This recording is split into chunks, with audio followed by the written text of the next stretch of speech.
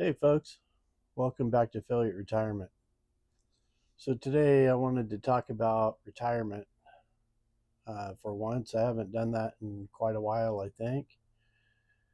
But what spurred this is Mrs. Failure and I were at our financial advisor yesterday, and we instructed him to go ahead and do another Roth conversion for us. We did our first one last year when I was 58. And so we decided to go ahead and do another one this year. I knew from the start this is going to be a multi year process. This would be a good place for me to say, by the way, I'm not a financial advisor, I'm not a tax professional, I'm not even a smart guy, quite honestly.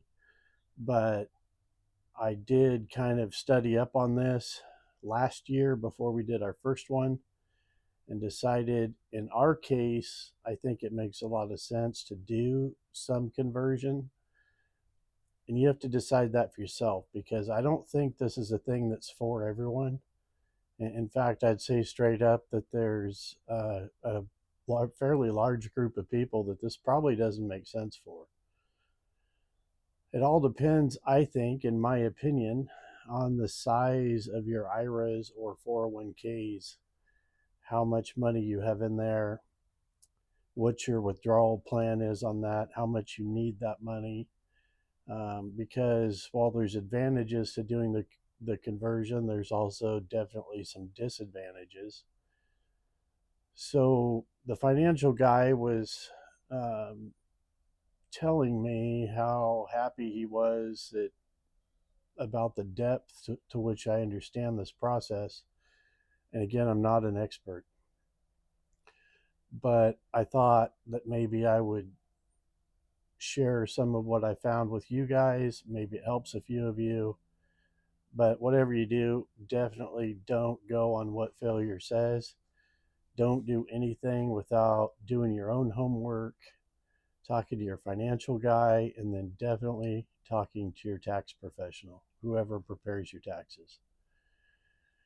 So we did this last year because last year I had figured out that we don't have a really super massive sum in our IRAs.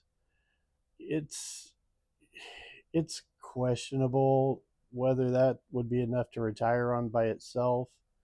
It probably would be, but it's not massive, right? It's just a modest amount. But what I figured out was the rule of 72. So rule of 72 helps you estimate how long it takes your investment to double at a given percentage rate. So if you assume 10% with the rule of 72, and that may be a little generous, but I'm trying to keep the head math fairly simple. A guy could plan for worse than that, probably.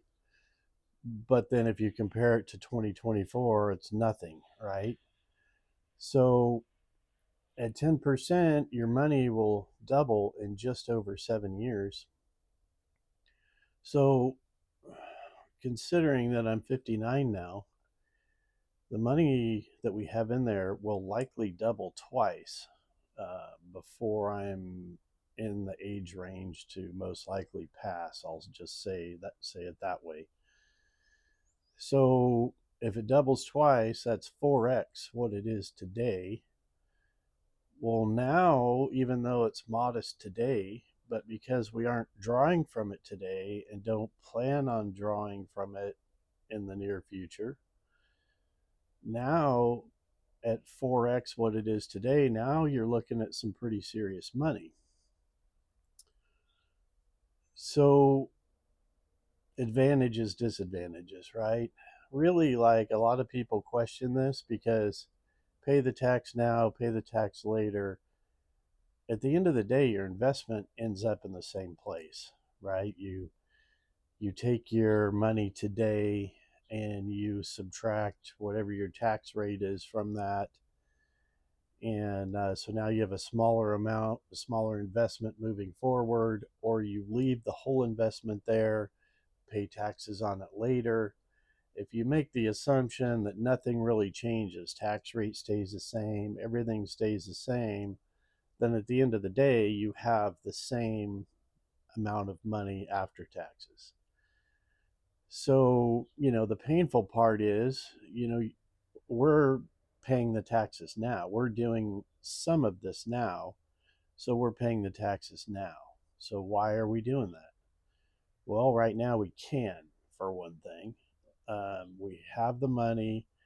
Our tax rate is pretty low right now to start with, since we're not drawing a paycheck or getting earned income much to speak of. We get a little bit, but not much. So again, failure. Why are you giving your money to the government now? Well, there's a couple biggies that are out there on the horizon. You have RMDs, and for me, they just changed the law about a year ago. If they don't change it again in the next 15 years, then I won't be looking at RMDs till I'm 75. And you could make the argument, well, failure lived that long, probably, modern medicine being a miracle and all, probably. So maybe I'll be looking at a few years of some pretty heavy RMDs, I would think. But what does that do? If you have to take a massive RMD, well, now everything else, now you have a much bigger tax bill. Some people call it the tax bomb. So your Social Security, now that bumps up, I believe, if I'm correct, the amount that your Social Security, or amount of your Social Security that's taxable. That's one thing. You could potentially, if there's enough money involved, you could potentially get into IRMAA with Medicare, which I'm not an expert on that either, but I do know that it drives up your cost on your Medicare. So these are things that seem like a guy should avoid. And one of the reasons this jumped into my mind up front is because my father-in-law and his friends, for them, I believe RMDs were 70 or 72. And once they hit that age, all they did is complain about having to take their RMD. And I didn't understand at all. And I was like, look, it's your money, pull it out, pay the tax, and take the money and have fun with it, right? Why do you care? And he would just grouch that he didn't want to have to pay the income tax, and he'd just soon leave the money there and let it grow. And I just encouraged him to just take the money and just go have fun. And that's a thing, you can do that, right? But what I didn't really realize is, I'm sure that it was driving up the amount of his Social Security that was getting taxed. I don't know if he had enough that he was getting hit with IRMAA, potentially. Potentially that was a thing for him. He never really got into the nuts and bolts with me. So then for us, he did leave us when he passed. He left, my wife got an inherited IRA from him. It's not large. It's a blessing. We are paying the taxes on it now, which is another reason why this got my wheels turning on this, right? We're paying the taxes on it. It's still a blessing. Frankly, I'd rather have my father-in-law because he was a prince of a guy, but he did leave us this inherited IRA. And on the inherited IRA, on a Roth for your kids, you have 10 years to draw that out. But since his was a traditional IRA, when we draw it out, we have to pay taxes.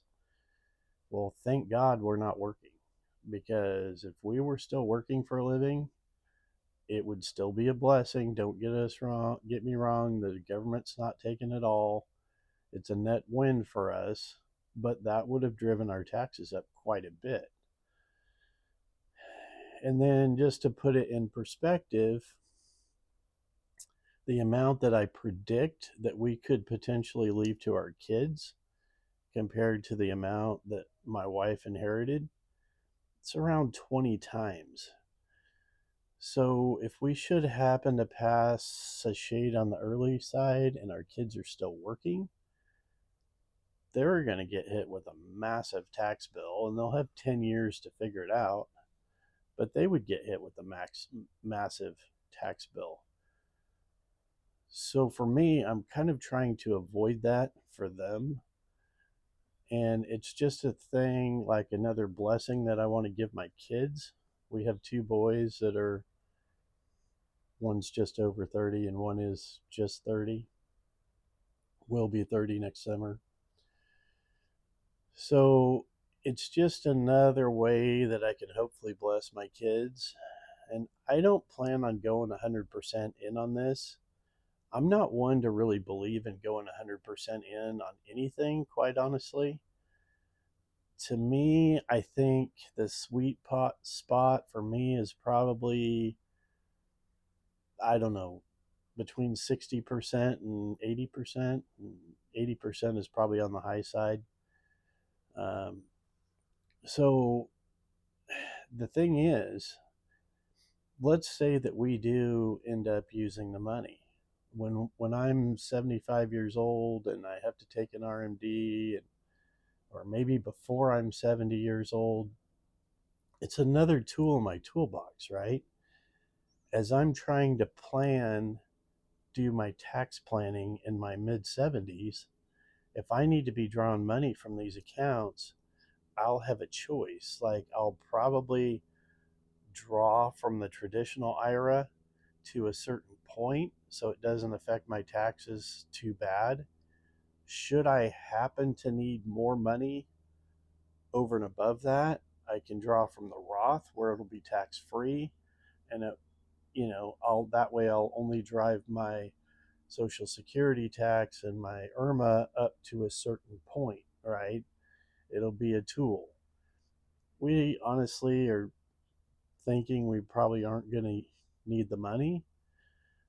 So that means that most, if not all, will likely go to our kids unless some kind of tragedy strikes. And if it does, it does. It's not a big deal.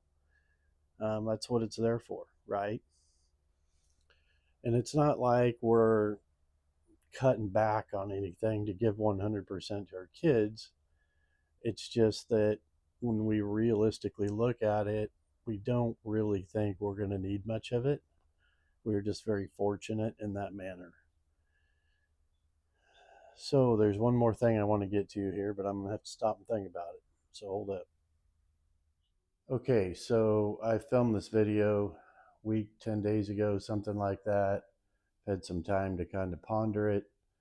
I've gone back and reviewed it, and I did add one more thing in the video when I made it. There's a couple more things I want to talk about super quick. The first one I forgot to mention altogether, and it's called the widow's tax bomb. I think this is important because the thing that can happen is, like for the two of us, we're going along here now, we're married, filing jointly on taxes. We're getting the extra deduction that way. What happens at some point is one of you passes, maybe unexpectedly. And so now all of a sudden the surviving spouse is filing single. And then if you're at the point where I think a lot of people will be, and you're drawing your Social Security, and that is possibly your major source of income, what happens is now your Social Security benefit drops and you get hit with um, filing single on your taxes. So you have less income and a pretty significantly larger tax bill. Okay. So think about that one, wrap your mind around that one for a minute. And then the other thing that I wanted to mention or emphasize just on the whole thing as far as advantages and disadvantages, they almost all center around your tax planning. Okay, so there's no right answer, and everybody's tax planning situation is different. And I think the larger your IRA balances are, your traditional IRA balances are, and the higher your income is, the more you should probably pay attention to this, right? If you don't have a very big balance, if you have lower Social Security payments, for instance, or you think you will have in the future, then maybe this doesn't work for you. This is why I mentioned early on, I think there's a lot of people this doesn't work for. But for us, when I got to thinking about the potential tax consequences especially in our 70s, then it was like, yeah, okay, this is the thing I need to do. Okay, so I'll go back to the original video. All right, so I got it. So our withdrawal this year for 2024, because of the inherited IRA, Mrs. Failure and I discussed it earlier this year. We decided, even though we have several more years to withdraw that money, to just go ahead and withdraw it now, pay the tax, get it behind us, and then that helps us with our own tax planning going forward and helps us make this Roth conversion actually happen, right? Except when we're at the advisor's office, we hit a snag. So they changed apps several months ago, so I really hadn't looked at my accounts in several months. Well, most of you probably already knew this, but 24 was a good year. So it turns out, and this is a horrible, horrible problem to have, so whatever money we withdrew last year for our conversion is nearly identical to the amount of money that we made this year. So what does that mean? So we did a Roth conversion, and now we have money in a Roth. And the issue is, and it's kind of not a horrible issue to have, but we still have almost the same amount of money in our traditional accounts. So I knew this was going to be a multi-year process. And I was kind of planning on doing a much smaller conversion this year because of basically, in a sense, converting the inherited IRA, even though converting is the wrong word for that. Sitting there with the financial advisor and going through some numbers, I realized, we just have to do more this year. Otherwise, we have in a way made progress because now we have a Roth, but we haven't reduced the size of the traditional, not one bit. And I know there'll be years when we won't get that kind of return and we will make progress. I knew that this was going to be a multiple year thing. I was hoping to get this done, by the time we start drawing Medicare, for instance, or at least have the majority of it done by then. So, I'm not sure. We're going to have to probably do it longer than I figured, especially if the growth stays like it is. Not complaining. It's a blessing either way. It's a horrible problem to have. It's probably going to take a little longer than I figured to convert as much as I think I need to convert. So some other things that are kind of hard to find sometimes, if you're considering doing this, other things to consider. One of them is if you start a Roth, you have to let the money sit in there for 5 years before you can withdraw that without a penalty. It's tax free, but if you try to withdraw it in 3 years or something like that, there's a penalty. So this is another reason why, if you're going to do this, you don't want to wait too long. I don't know if you want to be 65. Definitely, I don't think you want to be 70 and starting a conversion unless you're just 100% sure you're never going to use that money or need that money. Because if you're doing this at 70 and you can't touch that money without a penalty till 75, I'm not sure how much you're really gaining there, right? You see what I mean? So this is a reason we decided at 58 we needed to get on this, stay on it. The 5-year rule's not really a thing for us because we're not planning on withdrawing any of that money anytime in the near future, so it'll be fine. Be just another tool in the toolbox. So if you guys have any questions, drop a comment. I'd be happy to answer it. Again, I'm not a professional. I did study on this quite a bit. The financial guy was like, oh, wow, yeah, you've looked into this. You understand this. So I do kind of understand the ins and outs. I'm going to encourage you again, talk to your tax professional, which I did, talk to your financial advisor, which I did. Get a plan between the three of you and make sure that this is what you're going to do, because it's a little hard to get out of, I think, once you start. Anyway, I'll be happy to answer questions the best of my ability if you drop a comment. Appreciate you guys watching. We'll see you next time on Affiliate Retirement. Have a good day.